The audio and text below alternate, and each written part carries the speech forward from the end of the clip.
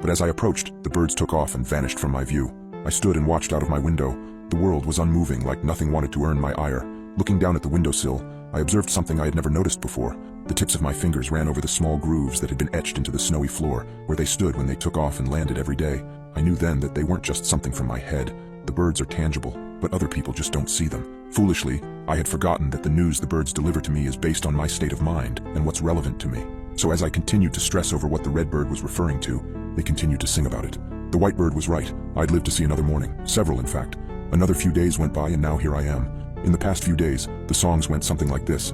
The white bird sang that I wouldn't have to water the garden, which was true. The slushy snow that day did it for me. The red bird told me that it was going to find me that day. I don't know if that played out, but the red bird was no liar.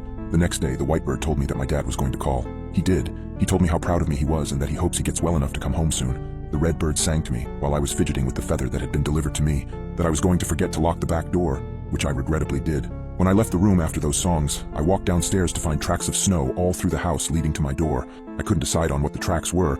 They didn't look like anything a human could leave behind, but the path it took didn't seem like an animal. It ignored the garbage, dirty dishes in the sink and the fridge, all things I assume a scavenger would be interested in.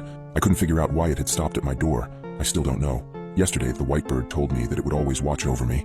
The red bird said that they couldn't protect me. The birds didn't leave the window for a while after their songs. They just kept chirping away, like they wanted me to remember what they sounded like. All of yesterday, I did my best to be productive. I went to see my dad. We talked for a long time and he asked about the birds. He asked me what they said would happen. I told him they didn't really say anything too special. He laughed, and then he asked me about the dog. For a minute I was confused. I thought possibly his mind was wandering, so I pressed about it. He told me that before I